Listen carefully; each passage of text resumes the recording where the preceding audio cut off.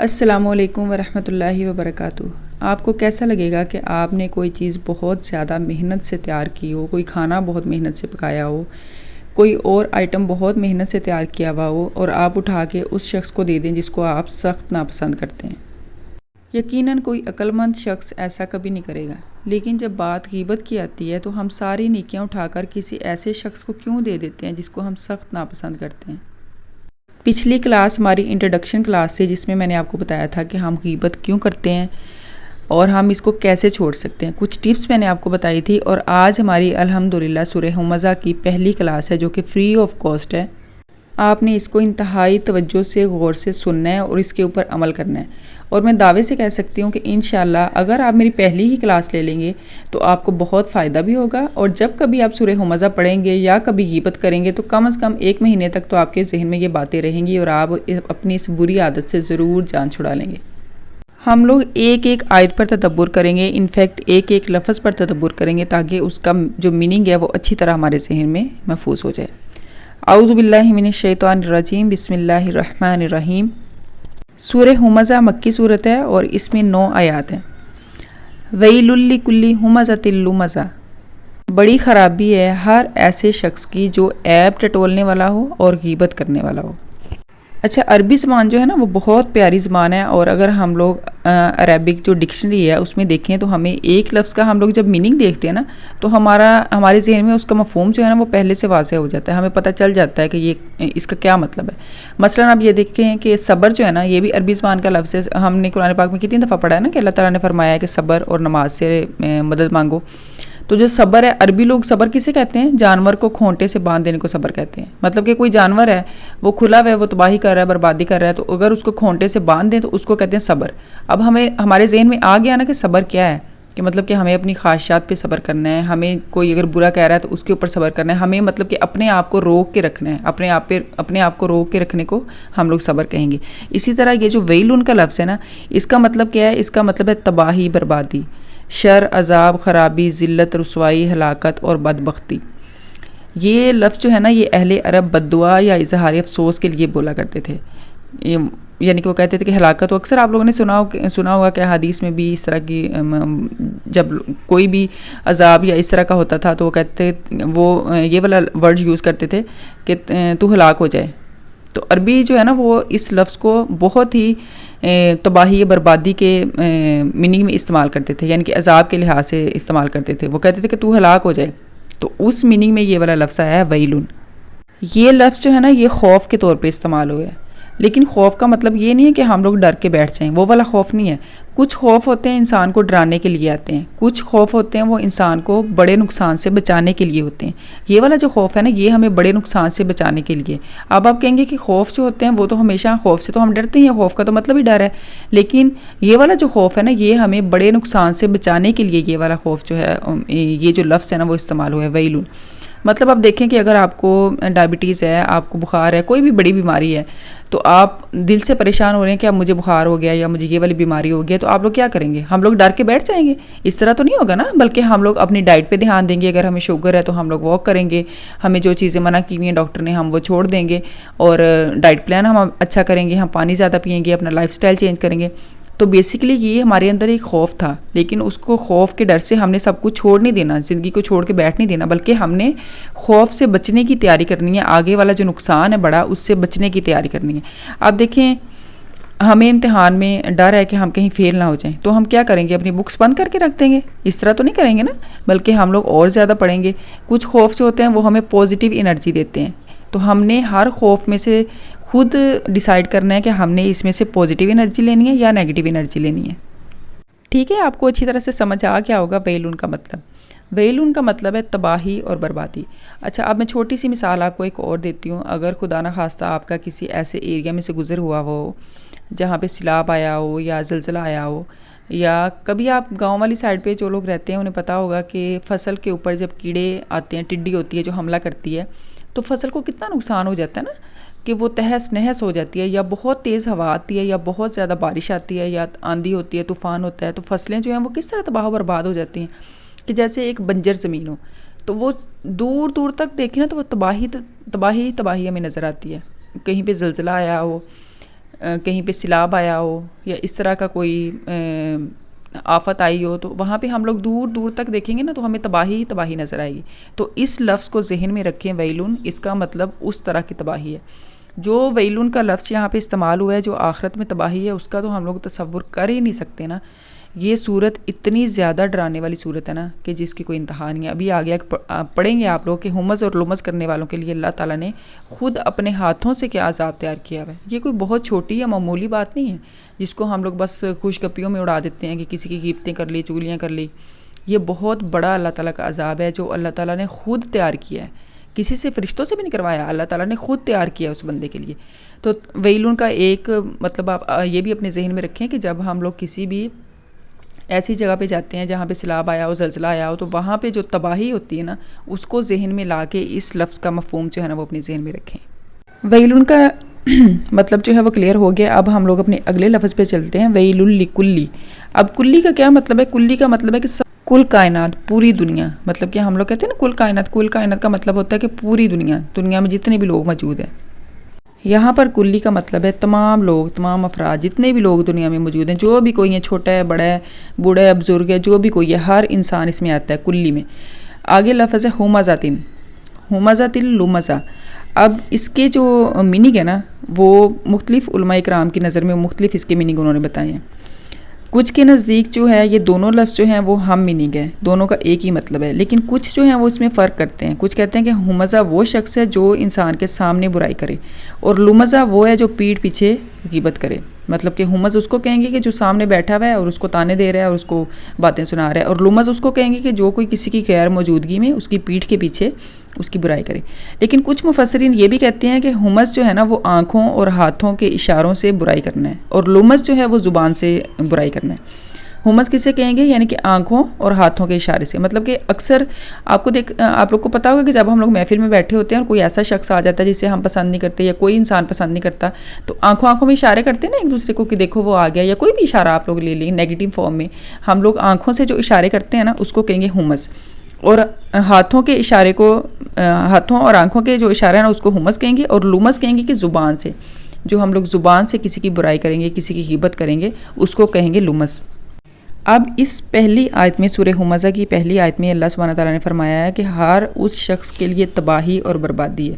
تباہی اور بربادی کیسی ہے؟ کیا بتایا تھا ابھی میں نے آپ کو پہلے کہ کبھی آپ لوگ زلزلے والے یا کسی بھی آفت والے ایریے میں جائے تو جیسی وہاں پہ تباہی اور بربادی ہوتی ہے نا اس کو ذہن میں رکھ لیں.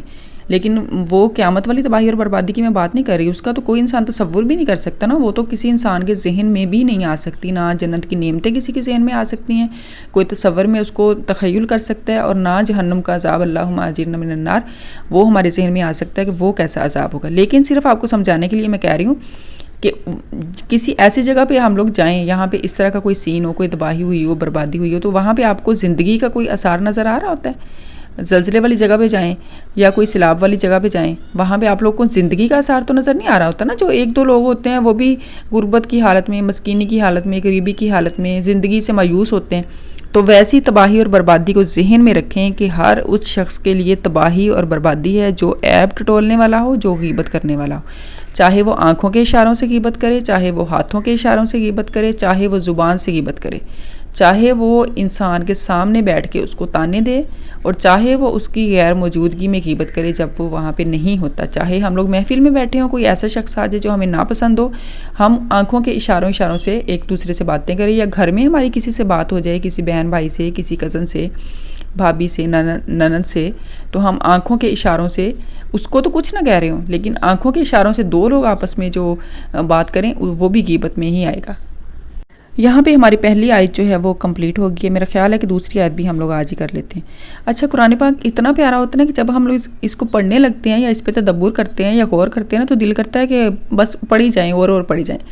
تو ہم لوگ آیت نمبر 2 کرتے ہیں. الذی جمع مالا وعددا.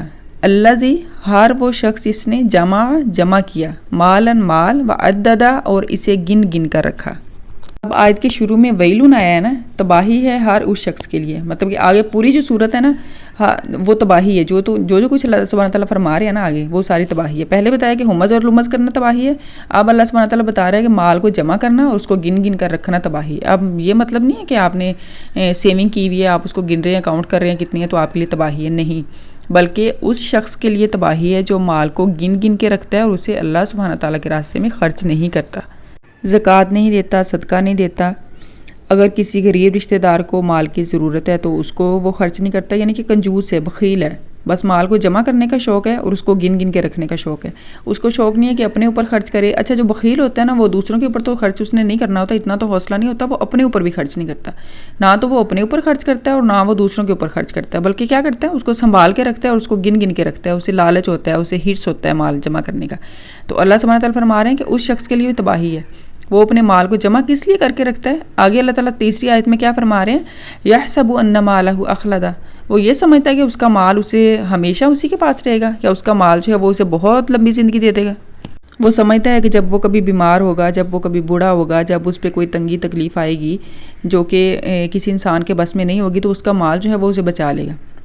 وہ مال کو جمع کرتا ہے، اسے گنتا ہے، اسے اللہ کے راستے میں نہیں لگاتا، تو وہ یہ سمجھتا ہے کہ مال اس نے جمع کر لیا ہے تو وہ ہمیشہ کے لیے زندہ رہے گا۔ مطلب کہ ہوتا ہے نا کہ جس کے پاس تھوڑے سے پیسے زیادہ ہوتے ہیں، اس میں تھوڑا سا غرور اور تکبر آ جاتا ہے، وہ سمجھتا ہے کہ پیسہ ہی سب کچھ ہے۔ اور آج کل کے دور میں تو ہر کوئی سمجھتا ہے کہ پیسہ ہی سب کچھ ہے۔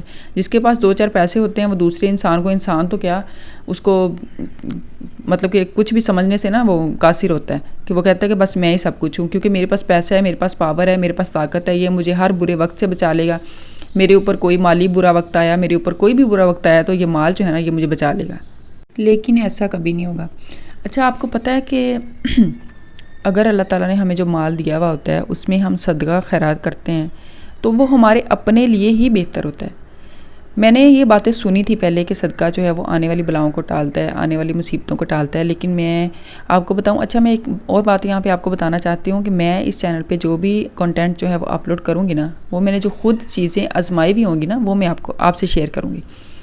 اچھا، ایک دفعہ کیا ہوا کہ میرے ہسبینڈ جو ہے نا، وہ کافی عرصہ پہلے کی بات ہے، تقریباً کوئی 8-10 سال لگا لیں، 8-10 سال پہلے کی بات ہوگی۔ میرے ہسبینڈ جو ہے نا وہ مجھے کہتے ہیں کہ صدقے کے پیسے، کہتے ہیں کہ 500 روپیہ صدقہ دینا ہے نا، میرا بھانجا ہے تو کہتے ہیں اس کا صدقہ دینا ہے 500 روپیہ۔ تو میں نے کہا اتنا زیادہ صدقہ، اس ٹائم دین کے اتنے قریب نہیں تھے، اتنی سمجھ نہیں تھی دین کی، میں نے کہا اتنا زیادہ صدقہ دینا ہے آپ نے؟ کہتے ہیں میرے آفس میں ایک گارڈ جو ہے نا وہ تھوڑا غریب ہے تو اس کو ہم لوگ صدقہ دے دیتے ہیں۔ میں نے کہا اتنے زیادہ صدقہ دینے ہیں؟ میں دل میں سوچ رہی تھی 500 روپیہ صدقہ دینے کی کیا ضرورت ہے، کوئی 10-20 روپے صدقہ دے دیں۔ خیر وہ لے کے چلے گئے، انہوں نے صدقہ دے دیا اس کو۔ اور دوسرے دن کیا ہوا کہ ہم لوگ چھت پہ بیٹھے ہوئے تھے، میرا بھانجا جو ہے وہ اوپر آ رہا تھا سیڑھیاں چڑھ کے، اور جب وہ بالکل اوپر چھت پہ آ گیا نا، مطلب کہ لاسٹ والی سیڑھی کے اوپر اس کا ایک پاؤں تھا اور ایک پاؤں اس کا چھت کے اوپر تھا، اور یقین کرے وہاں سے وہ بچہ گرا ہے جس کا صدقہ میرے ہسبینڈ نے دیا تھا، اور وہ نیچے گر کے گیا، یعنی کہ پیچھے کا پیچھے وہ گر گیا ہے۔ اور آپ لوگ یقین کریں گے کہ اس بچے کو ایک خراش تک بھی نہیں آئی، ایک خراش بھی اس کو نہیں آئی۔ مطلب کہ دروازے میں ہمارا ہاتھ آ جاتا ہے یا کٹ لگ جاتا ہے یا اس طرح کچھ ہو جاتا ہے تو کتنی تکلیف ہوتی ہے، اور اس بچے کو ایک خراش بھی نہیں آئی۔ میں بالکل سامنے بیٹھی ہوئی تھی، جب وہ نیچے گرا ہے نا تو پہلا خیال جو میرے ذہن میں آیا تھا وہ یہی تھا، میں نے کہا یہ نہیں بچا، میں نے کہا بس علی حیدر گیا، اس کا نام علی حیدر، میں نے کہا علی حیدر نہیں بچے گا آج۔ مطلب کہ اتنا میں ڈر گئی تھی۔ آپ لوگ تصور کر سکتے ہیں کہ ایک بچہ چھت سے گرا اور اس کو خراش تک نہ آئی ہو۔ اکثر ہم لوگ سنتے ہیں کہ چھت سے گرا تو اس کا ٹانگ ٹوٹ گئی ہے، بازو ٹوٹ گیا ہے یا کچھ ڈیمیج ہو گیا ہے، اور میں اتنی زیادہ حیران ہوئی کہ اس بچے کو ایک خراش بھی نہیں آئی۔ یہ میری آنکھوں دیکھی ہوئی بات ہے۔ اور وہ تھوڑا سا رویا اور وہ رونے کے بعد چپ کر گیا، مطلب کہ جس طرح بچہ گرتا ہے نارمل، وہ اس نے شو ہوا ہے۔ اور میں اتنی حیران ہوئی اس دن، مجھے اللہ سبحانہ تعالیٰ پہ اتنا پیار آیا، میں اتنا روئی، میں نے کہا یا اللہ، آپ صحیح کہتے ہیں کہ دیکھیں مال تو اللہ کا دیا ہوا ہے، ہم نے تو اللہ کے دیے ہوئے مال میں سے صدقہ کرنا ہے نا، اس میں اس کی بھی ہمارے اندر ہمت نہیں ہوتی، اس کا بھی ہمارے اندر حوصلہ نہیں ہوتا۔ اس دن مجھے اللہ پہ بہت پیار آیا اور میں بہت زیادہ روئی۔ میں نے کہا واقعی اللہ تعالیٰ کی ایک ایک بات سچ ہے، ایک ایک بات اللہ سبحانہ تعالیٰ کی سچ ہے۔ اللہ تعالیٰ صحیح کہتا ہے کہ تم لوگ صدقہ دو تو میں آنے والی مصیبتیں جو ہیں وہ تمہارے اوپر سے ٹالتا ہوں۔ اور اس کے بعد سے پھر الحمدللہ میں نے صدقہ دینا شروع کیا، اور اتنے اس کے فائدے ہیں کہ میں آپ کو اگر بتانے بیٹھوں تو میں نہیں بتا سکتی، لیکن ایک اور واقعہ میں آپ کے ساتھ شیئر کروں گی کہ ہم لوگ پینٹ کروا رہے تھے اور میں کسی اونچی چیز پہ چڑھی ہوئی تھی نا، مطلب کہ شاید کوئی سٹینڈ تھا اس کے اوپر میں چڑھی ہوئی تھی، اور پنکھا جو ہے وہ چل رہا تھا اور میں پنکھے کی تھوڑی سی سائڈ پہ تھی۔ جیسے ہی میں پیچھے مڑی ہوں نا، آپ یقین کریں کہ مطلب کہ جس طرح چیز ہلکی سی ٹچ نہیں اس نے مجھے کیا، لیکن مجھے لگا ہے کہ جس طرح تھوڑا سا وہ ٹچ کرنے والا تھا، بالکل پتہ نہیں کس طرح میں آپ کو بتاؤں کہ ذرا سا بالکل بھی ایک ناخن جتنا شاید فاصلہ رہ گیا تھا میرے ماتھے میں اور پنکھے میں۔ اور مجھے ایسے لگا کہ جیسے کسی فرشتے نے آ کے مجھے پکڑا ہو، کسی نے مجھے بچایا ہو. مطلب کہ کون بچا سکتا ہے اس طرح کہ میں اوپر کھڑی ہوئی ہوں. اور یقین کریں میں سوچتی ہوں ابھی بھی مجھے خوف آتا ہے کہ اگر میں آدھے انچ سے تھوڑا سا بھی ناخن جتنا بھی میں تھوڑا سا آگے ہو جاتی نا تو میری گردن اڑ جانی تھی. مطلب کہ ایک پنکھا چل رہا ہے، میں اوپر چڑھی ہوئی ہوں اور میں بچ گئی ہوں. میں نے پیچھے تھوڑا سا میں پیچھے ہوئی ہوں اور وہ بالکل ساتھ میرے ٹچ ہونے لگے، ایک ناخن جتنا فاصلہ رہ گیا اور وہ مجھے اللہ سبحانہ تعالیٰ نے بچایا. لیکن جو ہم لوگ صدقہ دیتے ہیں، جو خیرات کرتے ہیں، اللہ سبحانہ تعالیٰ اپنے راستے میں قبول و مقبول اس کو فرماتے ہیں اور وہ ہمارے لیے فائدہ مند ہوتا ہے. ابھی بھی میں یہ واقعہ یاد کرتی ہوں نا تو میرے رونگٹے کھڑے ہو جاتے ہیں. میں کہتی ہوں کہ اگر میں 1 انچ بھی ہو جاتی نا تو یقین کریں میری گردن اڑ جانی تھی، میری گردن کٹ جانی تھی. مطلب کہ جس پوزیشن پہ میں کھڑی ہوئی تھی. اللہ سبحانہ تعالیٰ ہمیں توفیق دے کہ ہم اللہ کے دیے ہوئے مال میں سے اللہ تعالیٰ کے ہی راستے میں خرچ کر سکیں. یہی صدقہ ہوگا جو قبر میں ہمارے کام آئے گا، جو قیامت کے دن ہمارے کام آئے گا. اور ہم لوگ سمجھتے ہیں کہ شاید ہمارے مرنے کے بعد ہم نے جو مال جمع کیا ہوا ہے ہماری اولادیں اس میں سے صدقہ کریں گی، تو کبھی بھی نہیں کریں گی. جس طرح آپ اپنی اولاد کے لیے مال کو جوڑ رہے ہیں نا، اسی طرح آپ کی اولاد اپنی اولاد کے لیے اس مال کو جوڑے گی. آج ہم نے 2 آیتیں کی ہیں ہم لوگوں نے، بلکہ 3 آیتیں ہم لوگوں نے کر لی ہیں سورہ ہمزہ کی. تو انشاءاللہ کل ہم لوگ اپنی اگلی والی صورت کریں گے. تھوڑا سا میں آپ کو ریکیپ پھر سے کروا دوں کہ اللہ تعالیٰ فرماتے ہیں کہ ہر اس شخص کے لیے تباہی ہے جو منہ کے اوپر بیٹھ کر تانے مارتا ہے، غیبت کرتا ہے یا پیٹھ کے پیچھے غیبت کرتا ہے. ہر اس شخص کے لیے تباہی ہے جو مال کو جمع کرتا ہے، اس کو اللہ سبحانہ تعالیٰ کے راستے میں گن کر رکھتا ہے اور اللہ تعالیٰ کے راستے میں خرچ نہیں کرتا اور گن کے رکھتا ہے. وہ سمجھتا ہے کہ اس کا مال اسے ہمیشہ کے لیے زندگی دے گا. کل ہم لوگ انشاءاللہ اپنی اگلی صورت پڑھیں گے. تب تک کے لیے دعا میں یاد رکھیے جو کچھ پڑھا ہے، جو کچھ سنا ہے، اگر اس میں کوئی کمی کوتاہی ہو گئی ہو تو اللہ سبحانہ تعالیٰ اس کو معاف فرمائے. اور اس کے اوپر آپ نے عمل ضرور کرنا ہے، سوچنا ہے، سمجھنا ہے. کوشش کریں کہ قرآن پاک اپنے سامنے کھول کے رکھ کے اور اس کی صرف جو ترجمہ ہے نا اس کو آپ لوگ دیکھ لیں. اگر ورڈ ٹو ورڈ ٹرانسلیشن والا قرآن پاک ہے تو بہت اچھی بات ہے. اگر نہیں بھی ہے تو سمپل آپ لوگ اس کو پڑھ لیں ساتھ تو آپ کو بہت فائدہ ہوگا. مجھے دعاؤں میں یاد رکھیے گا. اگلے پروگرام میں ملیں گے. تب تک کے لیے اپنے پیاروں کا اور اپنے ایمان کا بہت سارا خیال رکھیے گا. اللہ حافظ.